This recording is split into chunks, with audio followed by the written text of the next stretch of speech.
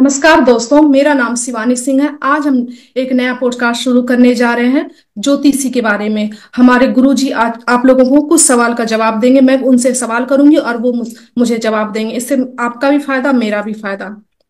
तो शुरू करते हैं गुरुजी, सवालों का सिलसिला। बिल्कुल। पहले तो सबसे पहले सबके दिमाग में यही एक ही चीज आता है गुरुजी की, ज्योतिषी क्या है? आखिर ये क्या है? किस तरह काम करता है? किस लेवल तक काम करता है? ये क्या है ज्योतिषी? देखिए, आज की डेट में आपने एक एक शब्द सुना होगा जिसको अक्सर जो है भारत में ये शब्द नया है, जिसको लोग डाटा साइंस बोलते हैं, और जो कि यूरोपियन कंट्रीज में बहुत ज़्यादा प्रचलित है ये शब्द डाटा साइंस। तो जो डाटा साइंस नाम का शब्द होता है, इसके अंदर क्या होता है कि एक तरह से किसी भी एक डाटा को लेके और एक एनालिसिस किया जाता है। ठीक है। तो ज्योतिष जो है वो 10,000 साल से भी पुराना एक ऐसा विज्ञान है, एक ऐसा गहरा विज्ञान है, एक ऐसा तंत्र है, एक ऐसा सिस्टम है जिसके तहत हम लोग जो है आपका डेट ऑफ बर्थ, टाइम और प्लेस, ये तीनों चीजें लेने के बाद जो है आपकी जो है जन्म कुंडली जो है वो बनाते हैं। अब आप कहोगे कि जन्म कुंडली क्या है? जन्म हम्म। कुंडली वो होती है जहाँ पे मान लीजिए फॉर एग्जाम्पल कि आपका जन्म हो रहा है। मान लीजिए अब जब आपका जन्म हो रहा है किसी एक तारीख को या किसी एक समय पे, ठीक है, एक तारीख भी होगी, एक समय भी होगा, और एक जगह पे भी आपका जन्म हो रहा होगा, ये तीनों चीजें होंगी ना। तो वो जो जी। आपका जन्म हो रहा है, उस जन्म के दौरान जो है आकाश के अंदर कौन सा ग्रह कहाँ पर है, ठीक है ना, उसका एक तरह से हम लोग एक फोटो खींच लेते हैं। और वो जो फोटो खींच लेते हैं, वो जो मैंने आसान भाषा में बोल दिया फोटो खींच लेते हैं, ये ऐसा नहीं कि हम कोई कैमरा लेके बैठे हैं। मतलब कहने का मतलब है कि जिस समय शिवानी सिंह का जन्म हो रहा है, उस समय आसमान के अंदर कौन सा ग्रह कौन सी राशि के अंदर चल रहा है, हम उसको एक पेपर पे उतार लेते हैं। तो वो आपकी जन्म कुंडली कहलाती है, सिंपल शब्दों में अगर बोलेंगे।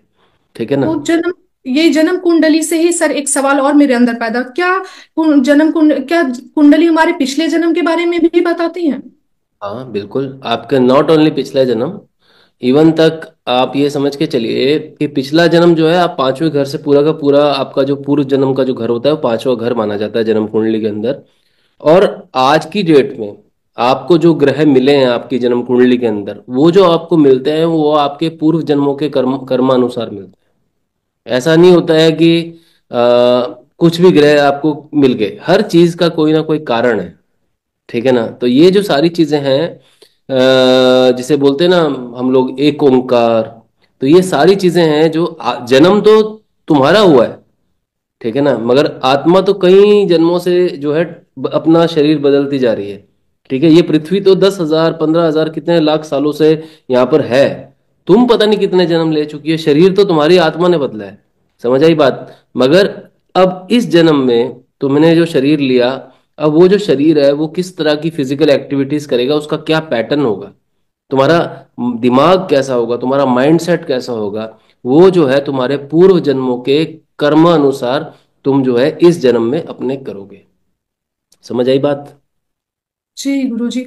और दूसरा ये एक सवाल और भी है सर, शादी के लेके अक्सर कुंडली अब तो लोग बहुत कम ही कुंडली दिखाते हैं। बहुत पहले के समय में अब थोड़ा जागरूक हुए हैं, लेकिन एक समय था जब कुंडली नहीं दिखाते तो क्या, और शादी टूटने का वजह डिवोर्स वगैरह, तो एक कुंडली में जब शादी फिक्स है उसका, ये तो फिर ये सारा क्यों उठता है? डिवोर्स होना, छूटना, क्या शादी फिक्स नहीं है हमारे कुंडली में? देखिए, शादी जो है एक सामाजिक व्यवस्था है, पहली बात तो। ठीक है।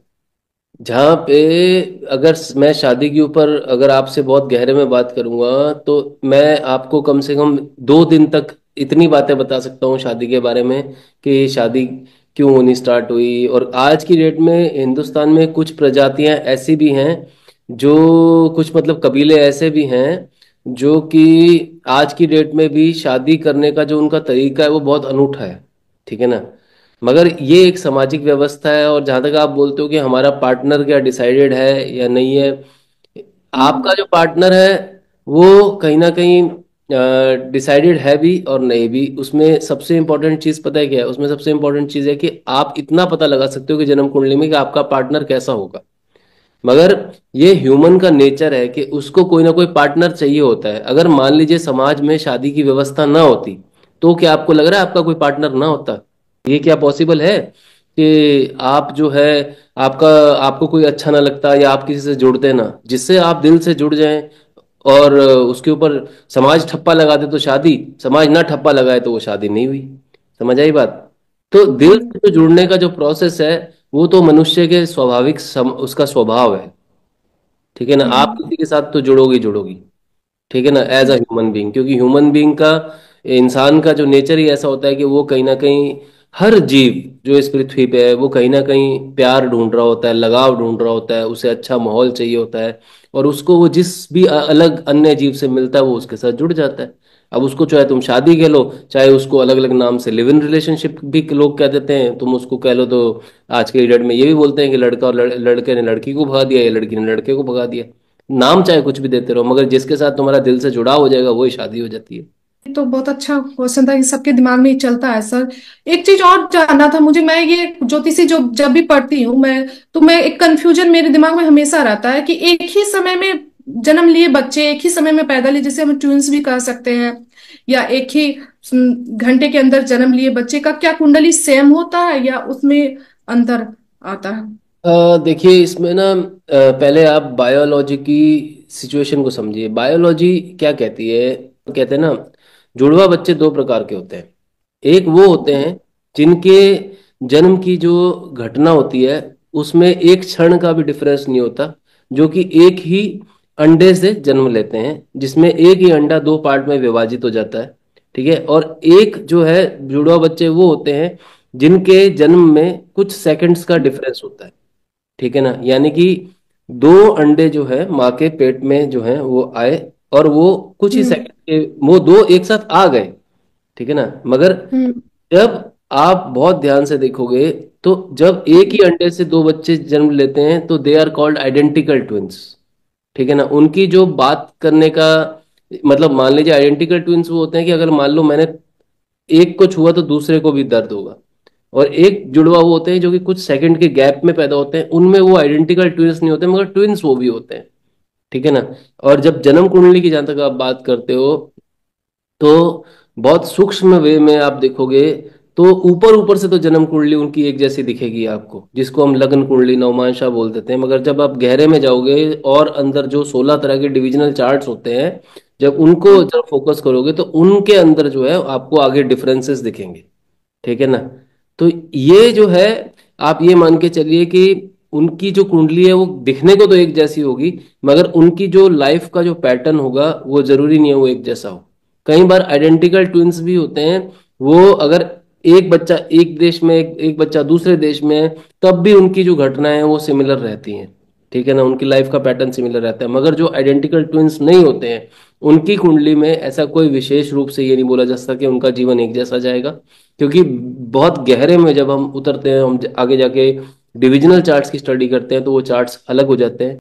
और कहीं ना कहीं जब एक मनुष्य का जो जीवन होता है, एक जो सोल होती है, एक जो आत्मा होती है, वो एक जीवन, अब जैसे आपका जो अभी करंट जीवन है, ये जो आपका जो करंट जीवन है, ये आपके पूर्व जन्म के कर्मानुसार जो है वो अब आगे चलेगा। और इसमें हर एक जो सोल होती है वो इस पृथ्वी पे जो आई है, वो एक ना एक तौर पे आप ये कह सकते हैं कि वो अपने पेंडिंग कर्मास को भुगतने आई है। भुगतने से मेरा मतलब है कि अब ये जो भुगतना वर्ड मैंने बोल तो दिया है, ठीक है ना, मगर सवाल ये कि आप इसको चाहे नेगेटिवली भुगतो, चाहे आप इसको पॉजिटिवली भुगतो। ठीक है ना? अगर आप विद अ स्माइल जाओगे लाइफ में तो बड़े से बड़ी घटना भी छोटी हो जाएगी। ये सिर्फ मेंटल एटीट्यूड का गेम है। एक सवाल और मेरे दिमाग में था सर, ये कुंभ के मेले में आजकल बहुत लोग आधुनिक हो रहे हैं, संन्यास ले रहे हैं, जैसे एक आईटीआईटी बाबा भी अभी जो इंजीनियर थे उन्होंने, क्या ये कुंडली से पता लग सकता है क्या कि कोई भी इंसान आदमी की तरफ जा सकता है कि एज के बाद वो स्पिरिचुअल लाइफ में जो वो जा सकता है उस लाइफ में?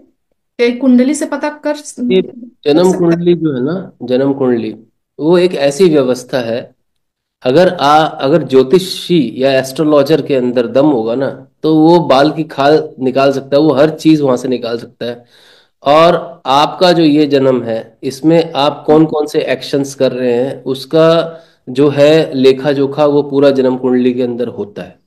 और हर चीज जो है वो आपकी जन्म कुंडली के अंदर लिखी हुई है। इवन अगर आज आप भी ज्योतिष पढ़ रही हो, आप ज्योतिष का ये पॉडकास्ट भी कर रही हो, अगर आपकी जन्म कुंडली के अंदर ये चीजें ना मेंशन होती तो आप कर नहीं सकती थी। ये एनर्जीज होती हैं, ठीक है ना। जो 12 के 12 भाव होते हैं और जो 9 के 9 ग्रह होते हैं, ये सब एक तरह की एनर्जीज हैं। मगर जब इन एनर्जीज का जब परम्यूटेशन कॉम्बिनेशन जब बनता है, जब एक समावेश होता है, जब ये एक दूसरे, जब ये मान लीजिए कि गुरु चंद्रमा से जुड़ गया, मंगल शनि से जुड़ गया, जो ग्रह में जो कॉम्बिनेशन जो कुंडली में बनते हैं, उनके कारण जो है उसका प्रभाव जो है मनुष्य के जीवन पे बहुत ज्यादा गहरे में पड़ता है। और इसका मैं आपको एक एग्जांपल भी दे सकता हूँ, छोटा सा।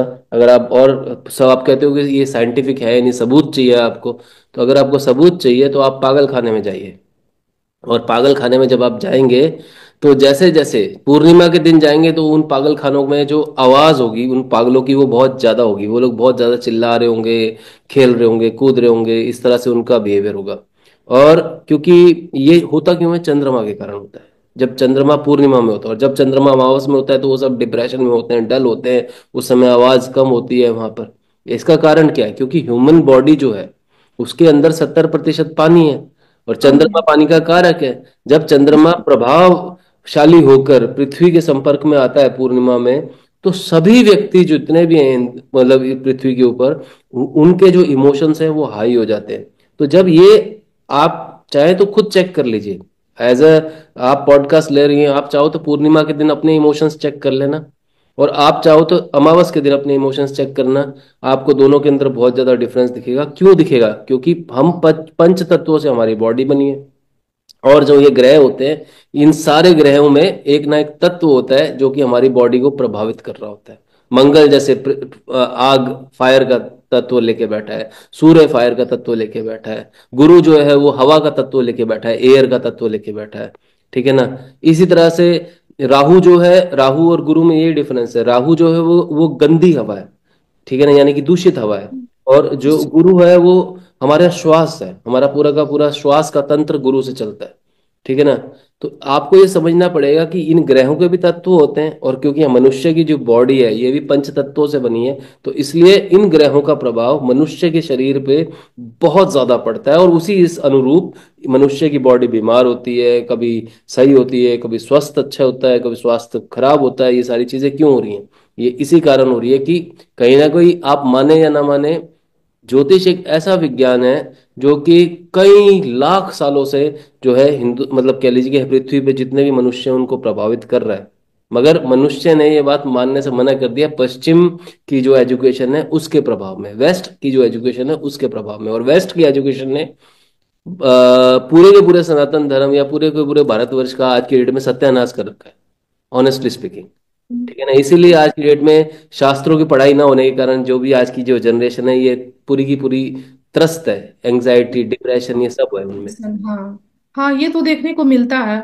लोग और जुड़ते भी हैं तो किसी लालच के वश से जुड़ते हैं, अगर भगवान से जुड़ते भी हैं तो लालच के वश से जुड़ते हैं। ये बिल्कुल कारण है। सर अभी पूरे जितना भी सोशल मीडिया खोलो, 2025 कैसा रहने, सारे एस्ट्रोलॉजर कुछ कुछ कुछ कुछ ये बता रहे हैं, कोई वो बता रहे, कोई वो बता रहे। पर एक्चुअली मैं ये जानना चाहती हूँ कि 2025 स्टूडेंट के लिए कैसा होगा, जो सबसे इम्पोर्टेंट अभी है, जो एग्जाम, जैसे अभी बोर्ड का एग्जाम होने वाला है, 12th का एग्जाम होने वाला है, तो इस बेसिस पे 2025 स्टूडेंट लोग के लिए कैसा होगा? देखिए, क्योंकि आप। अ, पुरुषार्थ जो होता है ना, जो हमारे कर्म होते हैं, जो हमारे हम्म, कर्म होते हैं, सिंपल सी बात है। एक कहावत है, यथा दृष्टि तथा सृष्टि, ठीक है ना। और YouTube पे जो भी लोग इस समय जो भी बोल रहे हैं, या नेगेटिव बोल रहे हैं चाहे पॉजिटिव बोल रहे हैं, मैं उस पर नहीं जाऊंगा। पर वो भी एक कैपिटलिस्ट दुनिया का हिस्सा है, सबको व्यूज चाहिए, ठीक है ना। ये सब, हाँ। सिंपल सी बात है। तो लोग जो है, कंट्रोवर्सी जहां पे भी होती है, मान लीजिए आप एक छोटे सा एग्जांपल लीजिए, मान लीजिए आप एक गली से गुजर रहे हैं कहीं, और आपने देखा कि दो लोग लड़ रहे हैं, तो आप तुरंत खड़े होकर उनको देखने लगेंगे और आपको उसमें रस भी आने लगेगा। जी सर। इसी तरह से जब दो देश लड़ते हैं तो लोगों को रस आता है। मान लीजिए कहीं पे कुछ नेगेटिव चल रहा हो तो लोगों को रस आता है। तो यूट्यूब पे जो भी नेगेटिविटी है उसको देखने में लोगों को बड़ा रस आता है। हाँ और हाँ हाँ, वो जो रस है वो दे रहे हैं वो लोग, फिर जो यूट्यूब पे क्रिएटर्स हैं, वो रस वो देंगे क्योंकि उनको दे व्यूज रहे चाहिए। मगर व्यूज चाहिए। साधा और सिंपल तरीका ये है कि अगर आप अपना पुरुषार्थ यानी कि अपना कर्म जो है, चाहे आप स्टूडेंट हैं, चाहे आप मतलब गृहिणी हैं, चाहे आप ऑफिस में जाते एक व्यक्ति हैं, अगर आप अपनी मेहनत से, अपनी ईमानदारी से अपने कर्म को कर रहे हैं, आपके साथ कुछ नहीं होगा। आपके कर्म की जिम्मेवारी आपकी है। और मैं स्टूडेंट्स के लिए खास कर कहना चाहूंगा, ये साल स्टूडेंट्स के लिए बेहतरीन साल है। शांति से अपनी पढ़ाई कीजिए, और कोई भी समय बुरा नहीं होता। हमेशा सिंपल सी चीज है, अगर मनुष्य अपने ऊपर, अपने कैरेक्टर पे, अपने व्यक्तित्व पे मजबूती से काम करे, तो सारा समय अच्छा होता है। सिंपल है। आपसे बात करके बड़ा अच्छा लग रहा है, और भी अंदर में क्वेश्चन बहुत सारे उठने लगे हैं कि मैं एक क्वेश्चन और पूछना चाहूंगी। वैसे तो मेरे अंदर बहुत सारे क्वेश्चन है, पर मैं कुछ एक दो और सवाल आपसे करूंगी कि उपाय कितना काम करता है। जैसे उपाय बेसिस पे आजकल बहुत सारे वीडियो बन रहे हैं, हर कोई ये उपाय कर लीजिए, वो उपाय कर लीजिए, आज ये कर लो, आज वो कर लो। तो उपाय कितना काम करता है? देखिए, सिंपल सी बात है। अगर मान लीजिए कि अ, अगर मैंने आपके एक थप्पड़ मारा कान के नीचे, फॉर एग्जाम्पल, और उसके बाद कोई व्यक्ति आया, उसने आपको थोड़ा सा प्यार कर दिया, ठीक है, अरे नहीं नहीं, या सांत्वना दे दी, अरे कोई बात, गुरु जी ने हम्म। थप्पड़ मार दिया, कोई बात नहीं। तो ये जो किसी ने बोले सांत्वना दी, वो उपाय है। ठीक है ना। तो कहने का मतलब है कि जब जब हम रिपेयरिंग का, मेंटेनेंस का काम किसी भी फॉर्म में करते हैं या कोई भी उपाय करते हैं, ठीक है, हर समय हम्म। उपाय तो काम करते ही करते हैं। सवाल इस बात का है कि उस उपाय को करने के पीछे जो मंशा है, जो इंटेंशन है, वो कितनी पवित्र है। ठीक है ना। अगर हम्म। आपको मैं सही बात बताऊं, ऐसे ऐसे एक्सपेरिमेंट किए गए हैं जहाँ पे एक दो मरीज लिए गए जिनको एक बीमारी है, और उनको एक को बोला गया कि मतलब उसको उसको दवाई दी गई, और दूसरे को बोला गया कि तुम्हें भी दवाई दी जा रही है, मगर उसको पानी दिया गया, मगर सही दोनों ही हो गए। मजे की सही बात है। ये है, क्योंकि ये जो दिमाग है ना, ये जो ब्रेन है, हाँ। हमारा जो हाँ। दिमाग है, इसको नहीं पता। इसको अगर आपने ये बात बता दी कि यहाँ पे इलाज चल रहा है और उसके बाद उसको आप पानी भी दे रहे हो, तो वो इलाज होगा।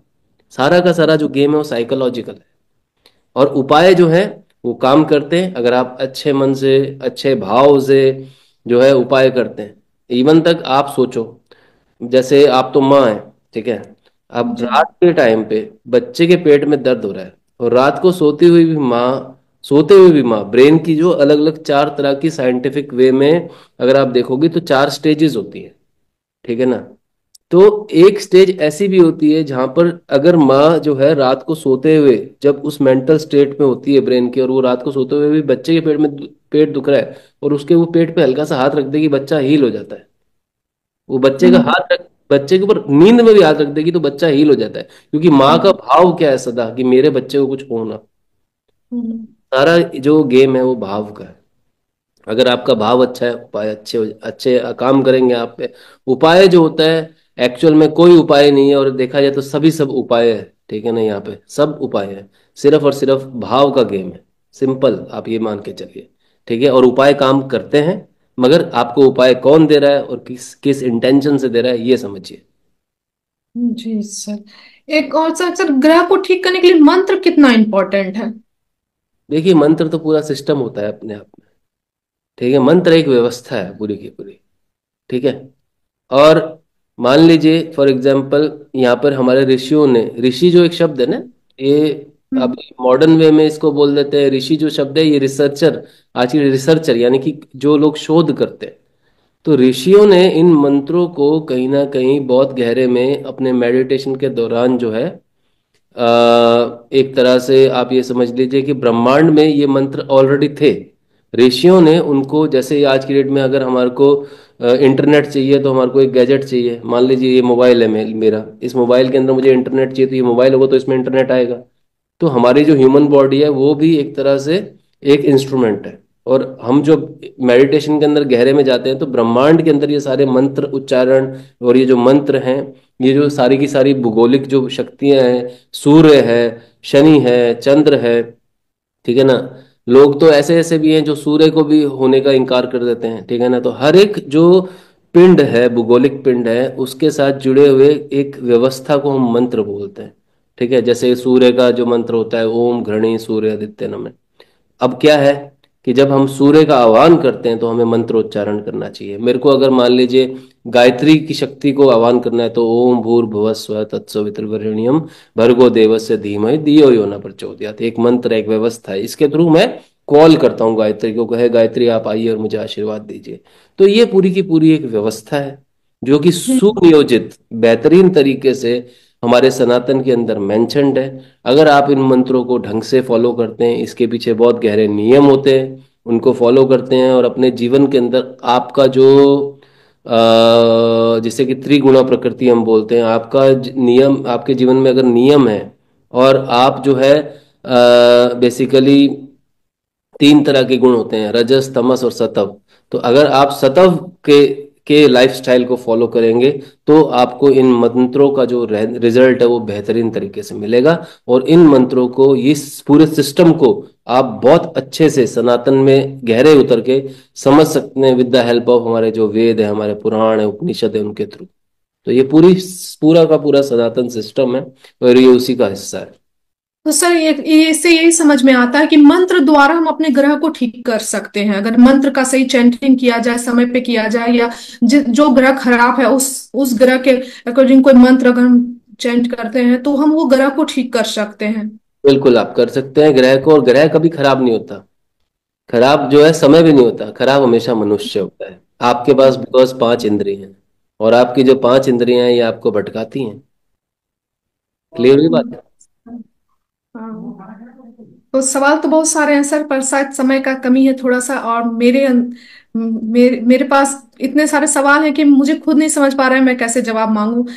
और आपसे बात करके बहुत अच्छा लगा, बहुत चीज का नॉलेज हुआ, एक अलग तरह का अनुभव हुआ। इससे जुड़ने के बाद एक अलग तरह का अनुभव हुआ कि अपने अंदर कितने, हमारे अंदर कितनी कमियां हैं, कितनी खूबियां हैं, हर चीज जान के अच्छा लगा आपसे बात करके सर। ऐसे ही अगर ये सक्सेस होता है तो ऐसे ही आगे हम लोग बात करते रहेंगे और लोगों को बिल्कुल। बताते रहेंगे कि कितना ज्योतिषी क्या है, कुंडली क्या है, और आप किसी चीज से जुड़ते हो तो आपका लाइफ वो किस तरीके से बदलता है, ये सारा चीज आप समझ सकते हो ज्योतिषी और कुंडली एक के थ्रू। एक छोटी सी बात बोलना चाहूंगा, ज्योतिष जो ये नाम है, ईश्वर हम्म। की ज्योति होती है, उसी को ज्योतिष बोला जाता है। ज्योतिषी बोला जाता है। ये है ज्योतिष, ऐसे और आप देखेंगे ये ईश्वर की ज्योति है। अगर आप इसको अपने जीवन में लाएंगे तो आपका जीवन जो है बिल्कुल बदल जाएगा। ठीक है? और यही हम गुरुकुल में सिखाते हैं, बच्चों को यही पढ़ाते हैं। जी सर, गुरुकुल से जुड़ने के बाद मुझे भी बहुत चीजों का एहसास हुआ कि क्या है गुरुकुल। अभी तो शुरुआत हुई है, धीरे धीरे जी आगे बढ़े। ठीक है, चलिए, नमस्कार। ठीक है। नमस्कार सर।